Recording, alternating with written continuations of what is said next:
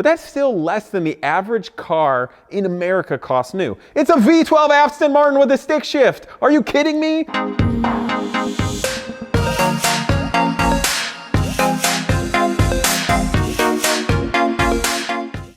What's up, people? Today I want to talk about my top 5 awesome cars that the prices never exploded on. These cars were the few that escaped all the absurdities that have made the collector and interesting car market world unattainable by normal people. These are the cars that I think are really the most exciting ones, the absolute biggest bang for your buck in the world. And I just kind of want to talk about them because of maybe why they didn't blow up in value, why it's silly, but why I'm really happy, because it's the opportunity for people to still enjoy really amazing cars that are something that you can keep for generations, or at least for a really long time. Okay, so the first one I want to talk about, which is interesting, is the Aston Martin DB7. Okay, this is the car that came out in the 90s and early 2000s and was around this time, same time as when the Vanquish came out. Now, the early ones were a straight 6 derivative, and they shared the same platform as Jaguar, which I think is what attributes to their values not being super high. However, if you look for them, and now this combination is rare, it's a lot more difficult to find, they did make them as coupes with a V12 and a stick shift, 6-speed. I think it was a T56 derivative. Now, that is really something, especially considering that when you find one of these stick shift coupe V12 Astons, you can buy a nice one for anywhere from low to mid 20s to 40, 45 tops if it's a bunch of money, like really low mileage. I found one the other day, had 50,000 miles on it, which is a little higher for an exotic car, but I've seen them with way higher. So, you know, it's been driven enough to keep it up, but not so much as to put silly amounts of miles on. It was a beautiful silver stick shift coupe. They were asking $27,000 for it. Now, I realize that's a fair chunk of change for a car, but that's still less than the average car in America costs new. It's a V12 Aston Martin with a stick shift. Are you kidding me? There are no V12 stick shift cars left anymore that aren't stupid money. Even the BMW from like the 90s or whatever, even it got worth stupid money if it's stick shift. But the Aston Martin was the only one that totally fell out of that, which is insane because the car is beautiful. Beautiful. Gorgeous profile. It just looks like this gorgeous grand touring cat. And if you put a louder exhaust on with an X-pipe, it sounds beautiful too. And the only thing you can knock about the car is that the taillights, the door handles on the inside and outside came out of parts bins. And I'm going to tell you the dirty truth about it, which maybe this is the reason why it's not worth a bunch of money, because the snobs heard this and they're like, ew, I don't want that Aston. It's got peasant parts. Okay, so the taillights, I think, are off of a Mazda or something, and they're underneath and there's like a mask around them. Whatever, they still look good. They integrate it with the design perfectly. The outer door handles on a DB7 are actually from like a late 80s little Mazda, like a 323 or something like that. In fact, when they break, which they do internally, you just get chrome ones for that Mazda and they're like 15 bucks. Instead of getting really expensive ones from Aston Martin. I'm not even kidding. I've got one of these cars and I replaced it with the Mazda door handles. You can't tell the difference, although now I told the world, so I probably just hurt my retail value because I didn't buy the Aston Martin, even though they're the same. The other thing that's funny is in that Aston Martin, the inner door handles, which are actually pretty nice, are the same ones used on a Miata. I'm not even kidding. Which all the Miata people are going to dog me forever. But it's got a really wonderful motor. It's gorgeous. It's comfortable. It's pleasant to be in. It's a really wonderful car, and I enjoy having mine. I want to keep that for a long time. So look out there at the Aston Martin DB7s. Most all of them are convertible, and most all of them are automatic. And those are really neat cars too, and you get a really good deal if you don't mind an automatic Grand Tourer. But if you keep looking, you can find yourself a stick shift coupe one, and it's a great car. So the next one, which I think is fascinating too, because it's a boomer car, so to speak. The C3 Corvette. Yeah, the Stingrays that came out in 1968 that went all the way through the early 80s. You can buy those things cheap, like pretty nice ones actually. And I think it's fascinating because I use my dad as an example. He had a 67 Corvette, which is the C2 body, as we all know. And that was the one that, the boomer generation, and I'm not being negative in any way, just saying the boomer generation loved when they were young people, you know, you're thinking about all the pop culture and the Jan and Dean songs and just all the good memories from the time period in the 60s can be embodied by basically thinking of the C2 Corvette. When the C3 Corvette came out, it's great looking, and it was more aerodynamic, so it was a much better car for racing, which is also funny too, because it's the same exact chassis basic and the same exact suspension and drivetrain. It's just the whole body and birdcage is different. I don't really think the boomers liked them very much, or at least my dad didn't. He knocked on them. The early cars in some ways are prettier, the ones that have the chrome bumpers and the integral rear bumper. And then I think it was in the early 70s, they made it so the front and the rear bumper area were removable, I guess, for crashes and impact and stuff like that. But what's neat about these cars, so C2 Corvettes, I don't know, a ratty one is probably 30 grand. A ratty one, okay? But you can pick up a half-decent C3 Corvette from the mid-70s, even before they, got the back glass in their early 80s, for gosh, like $5,000 bucks, $6,000 bucks. I've been thinking about doing it. You can make a really cool everyday kind of like hot rod muscle car that handles. That is a great vintage car that its history goes all the way back to the late 60s. So for all you young people out there that want a really neat project car, C3 Corvette is really where it's at. And then you've got small and big block Chevys. So you just call up Jegs or Summit, you can put in anything you want. You want to put an LS engine in it? No big deal, they bolt up. And you got an awesome looking vintage car. If you get one, whether, it's from like, I don't know, 74 through the early 80s, and you don't like the front or rear bumpers, there's places that make like ACI or there's, I don't know, like Corvette Mods or whatever. They will sell you different front and rear bumpers, whether it's Greenwood, maybe you want it to be the hunkered down one from the, the mid 70s, you want it to have like the camtail spoiler, they make that. You can get fender flares for them and put them in. It's fiberglass. So you can sculpt the car and make it interesting. And that's also a great place for people to learn painting and bodywork, because a Corvette like that really is a rolling sculpture, unlike a steel car where you might have to be welding and worrying about rust. Of course, a Corvette frame can rust because it's steel, but the body is your opportunity to do custom things. And since a lot of these C3 Corvettes aren't really worth that much, nobody's gonna hate your guts if you modify it and do a tasteful job and put fender flares on it, some cool wheels and an LS engine. That is cool. You use side pipes or not, do whatever you want. But I just think C3 Corvettes are a really great place to still have a lot of fun without breaking the bank. There's halfway decent, like running, driving cars that look good out there that you can find on like Facebook Marketplace and Craigslist for $5,000 to $10,000 all day long. I bring the C4 Corvette into this list, but I'm really trying to keep this list to the things I think are super classic and timeless. I'm not really getting into the 80s as much just because it's like Radwood, even though that's a good car too.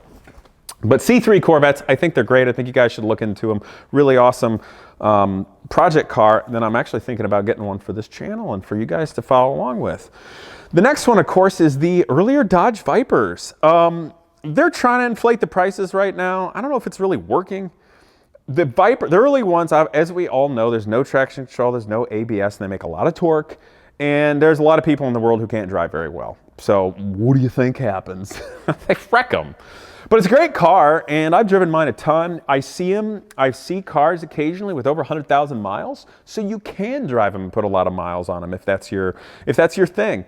So I think the early RT10s that have like the snap-on soft top and the side curtains and no locks and no outside door handles, I think those cars are really cool. My goodness. I mean, the fact that there's a car built in the early 90s with such an awesome big engine and is so beautiful and bulgy, but is every bit as cool as the Cobras were in the 60s, and you can buy them in the 20s, or maybe find a fixer-upper that had some light end damage and you're doing some front and rear work, you pick one up for 10 to 15 grand at Copart or something? Come on. Yes, there are still old school American cool cars to be had by people who build and are mechanics and such that want to be car guys. So, and there's still some GTSs you can find there, decent prices, although I think people are inflating the prices pretty well. You might find a good deal on a higher mileage car or one that has a salvage, just because snobs don't like those things. But I really think the Vipers are great great cars. So the first basic body styles, you know, what were the RT10s in the 90s as well as the GTSs, I'm a big fan of. I think you guys could enjoy it. But I'm getting tired of seeing you all posting on Facebook groups and stuff. Oh, what's my car worth? Let's appraise it. I'd like to know what it's worth. Nobody can, stop it. Just stop it. You're going to ruin the cars. Go back to talking about how fun they are to drive and doing it and just be car guys. Stop it. Stop trying to make things worth a bunch of money. That's how we kill cars off. Not into that. Okay, so the next one, Porsche 928. Yes. Another bigger front-engined V8 car. And you can get them in stick shift. That's a little rare. A lot of them are automatic, which is kind of a drag. It's not my thing. But those cars can still be bought well. Generally, the range I see a 928 that's stick shift, that you're going to get a good car. And it depends. I know people are, there's going to be a bunch of Porsche freaks freak out on me right now about every little iteration and everything mechanical, blah, blah, blah. Whatever. You can buy a halfway decent car anywhere from $5,000 to $35,000. Like for a really stellar, super low mile ones that's like perfectly maintained. Okay? That is a wonderful, grand touring car with really cool engineering all the way around. I've got one back here. I'm still waiting on the upholstery. But it's going to be worth it. And if you really look and you're into it, you know, you can, if you put in some effort to fix something up and you get one that's a decent basis, you can find a car and be into it for potentially 10 grand, 15 grand, if it's an earlier one. And that's just fantastic. I really like that a car that's just got that much character still exists for a price range that intelligent, reasonable people can go out there and enjoy for a long time. And it's a car that you can drive all the time too. Really great cars. So I'm just excited that they haven't exploded in value and been all inflated and become this crazy prestige thing yet. But I think the Porsche 928 is a really neat car. Of course, there are some like kind of, in fact, all the cars I'm talking about, I'm going to come back to what to look at with all of them because they all have like horror stories with them. The last car that I've been really fond of for a long time, I probably should have bought one a long time ago. I still think I want one. I don't know why I haven't, other than I guess I don't have any money. Is a V8 twin-turbo Lotus Esprit. Yes! You know, Lotus Esprits are a really cool, really beautiful car. I believe the originals were Ital design, Giorgetto Giugiaro. Neat designer back when. Oh, I don't think they're Bertoni. Oh my God. No, I'm pretty sure they're Ital design. I could be wrong. Don't hate me if I'm not. But anyway, the S1s were really beautiful cars in the late 70s. You remember Roger Moore? I think it was it The Spy Who Loved Me? You know, he had the white S1. He's blasting around Italy. That was really cool. And I've driven those cars. I got a buddy who's really into them. But he figured out how to make a bunch of money on it and help inflate the prices. I think he attributed that a little bit. Those became worth a bunch of money. I think in some ways too much for what they're worth and what they are. And you could always get the cars from the 80s or early 90s still pretty reasonably priced. I like the really square, goofy ones that, you know, are kind of in that time period. I thought they were great. And then when they had the single turbo 4-cylinder ones from the early 90s, they weren't worth anything because people were thinking of the maintenance. And they weren't going to say that fast or anything, but it was a really nice car. And they're cool, but people want a bunch of money for them now. And even though I don't really think they're selling. And but here's where I'm going. The twin turbo V8 car, it's a pain in the butt to change the timing belts. I've done it. I don't ever want to do it again unless it's my own car. Because you have to take off the deck lid and like kneel on top of the motor with your knees and do everything down in there. And it's not the worst thing in the world. It's just not a pleasant job to do. But it's a wonderful car. Any car has little things with it. I've heard some little things about the transmission and all, and it's not a car you're going to want a whole shot. But come on, people. It is a mid-engined V8 twin-turbo car that is beautiful. Like, even if it's got a few quirks, it can't be any worse than a brand new McLaren. Have you heard how terrible these things are and how many things are wrong with them? If you actually talk to people at the dealership that will admit this to you, used or whatnot, apparently they could all qualify for a lemon law. I'm not even kidding. But that's neither here nor there. I hope McLaren doesn't come and try to snipe me while I'm sleeping now. But anyway, I really think the Lotus Esprit twin turbo V8 car is a fantastic car. People have really tried super hard in the last few years to inflate the prices, and they've kind of been successful at it, I guess. But where I'm going with this is you can still find one of those cars in the 30s. And in many ways, I think that's where they should be priced. I think people are trying to be like, oh, it's like a Ferrari, it should be worth much more. And in some ways it should. But the problem is people are going to gravitate and probably buy a Ferrari 360 instead of the twin turbo V8. Even though it's really cool. I'm not knocking Lotus. It's just that they'll probably end up buying a Ferrari. And if you can buy Ferrari 360s for 50s and 60s, why would you necessarily pay the same for a Lotus? Like, Lotus just doesn't carry that same weight and probably isn't going to be as reliable. Just throwing that out there. So those can still be had reasonably well, but you're going to have to look. The price inflators have really tried really hard on that. We'll see. I like those cars. I'd like to have one. I think it could be a really good car. Now, I talked about the Aston Martin DB7 V12 Vantage coupe with the 6-speed. I talked about C3 Corvettes, earlier Dodge Vipers from the 90s, the Porsche 928, and the Lotus Esprit twin turbo V8. The Aston Martin, the 928, and the Esprit all have a bunch of things about their maintenance that people freak out about. And we don't need to go into all of it right now. Some of it's warranted, some of it's not. The Esprit V8, the timing belt's a pain in the butt. And you don't really want to screw it up because it could cost a lot of money to work on it. It is an exotic car, okay? The Porsche 928, some later ones, I think when they had 4-cam, had some weird thing going on where if you have to take the heads off or do something with the cams or some like timing chain or belt and you have to like disconnect the motor from the mounts and lower it. It's just a pain in the butt. Clutch is probably a pain in the butt too. So there's some things about that. There's earlier ones that are really good, like the one I've got. Apparently, the timing belt, if it breaks, won't even bend the valves because it's not interference motor, which is actually interesting. I didn't know that. But there can be some things on a 928 that are a pain in the butt to take care of. Ones that have a really nice interior will sell for a premium big time because the interiors go bad on them regularly, like the dashes crack like the Sahara Desert and the seats go bad and all. But if it's really pretty or has, you know, like cool fabric or something, it can be worth some good money. The DB7 is a pretty good, pretty bulletproof car. People freak out about coil packs on them. They're just Ford coil packs. But you have to take the intake manifolds off to replace them, which actually isn't that hard. I don't know why people with DB7s freak out about it. I just think it's because mechanics are like, oh, have you done that yet? It's a big job. You have to take the intake manifolds off. Big deal. They're on top of the motor. There's nothing in the way. It's got like one throttle cable, 2 boots. Get over yourself. That's not hard. And if they're not, you know, so the DB7, if the coil packs go, I guess I don't know, it probably misses and like idles badly, but they're not that hard to replace. You just replace them all. It's a Ford part, so it doesn't really cost that much. It just takes a little bit of labor to do the intake manifolds. And if you got somebody intelligent doing it, it's not that hard to work on. But I will say the DB7s are prone to vacuum leaks from degrading little hoses and stuff.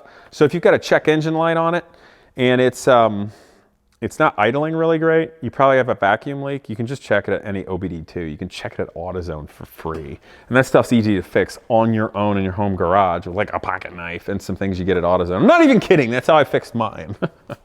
Of course, if you have to replace the clutch or something, it gets more into it and you gotta have a place with a good facility. Getting at the oil filter is a little bit of a pain in the butt, but big deal. And you wanna be nice to the cars, you're not whole shotting them and stuff. There's not much in the way of aftermarket available. There's exhaust systems. They're kind of expensive. I actually customized a used exhaust system I got off of eBay on the cheap because I'm that kind of guy. But yeah, I got it cheap because it's a stainless steel system, and I bought a secondhand exhaust system for a DB7 for $200, and then I modified it with an X-pipe and straight pipes because it's awesome. And then I kept the original one in case I ever sell it. So it's a pretty neat car. Also, Gaz shocks, G-A-Z, I believe, in England. Since the car shares a basic same platform suspension as some Jaguars, you can get some adjustable shock absorbers, which are very reasonably priced for it. I bought some adjustable shocks for the front because I thought it was under dampened. It was too floaty, you know? And gosh, I don't even know if I had like $200 or $300 in getting those two things. Then you just got to put them on. So you can still get parts for them. It's a really good car. It's just sort of boutique-y, and there's some things about the Aston Martin DB7 that like inner latches on the doors and like the shift boot and the dashboard leather shrinking a little bit. It's kind of a pain in the butt. C3 Corvettes, it's a Corvette. Come on, it's Chevy. It's easy to deal with. It's got fiberglass. It might crack. So if you want to be one of those people that freak out about numbers matching and NC blah, blah, and all these like clubby things that try to give your life meaning instead of just enjoying a car and modifying it, then like you already know about that and you're having fun. But I think a C3 Corvette is a great way to be all American, have a really cool car, modify it on the cheap, and just have all that good old school, take the top off, side pipes, American V8, and have all the fun in the world. I think C3 Corvette's a great thing. Dodge Vipers are pretty darn good cars. There's some things about them. You know, the early RT10s and whatnot, maybe they didn't cool the best because of the fans and or radiators. But, you know, and also the early RT10s had a really dumb plumbing system for their coolant, which is hard to bleed. But, you know, by the time the GTS rolled around in like 96 and the RT10s got their roll-up windows and a little bit better tops and stuff, they really nailed things down well. The super early Vipers, if you can find one, because you think it's going to be worth a bunch of money and you want to collect it, they're a little more prototypey. They got some wacky things about them that can be a pain in the butt. I know that. Just little things relating to fuel and stuff that only was like on a very short span of cars. But I really like those a lot. If you just take care of them, you know what's going on, you can put a ton of miles on them. They're big, unruly beasts, and it's so much fun. But otherwise, those are my top 5 cars. I'm so excited, escaped price inflation and insane collector car status and all, that I think people can still enjoy if they want a big league car for a reasonable price. The Aston Martin DB7 Vantage Coupe, the V12 car with the 6-speed, the C3 Corvette, the Dodge Vipers from the 90s, the RT10s and the GTSs. Of course, the Porsche 928s with manual transmission I think are great. And I still got a sweet spot for the Lotus Esprit twin turbo V8s. Hopefully the prices stay reasonable and you can go enjoy a wonderful mid-engine exotic. So just want to share those cars with you guys. Let's keep this under the radar, because I hope the prices stay where people can afford them. And naturally, that you'll share this, like, comment, and of course, subscribe. I'll see you guys next time.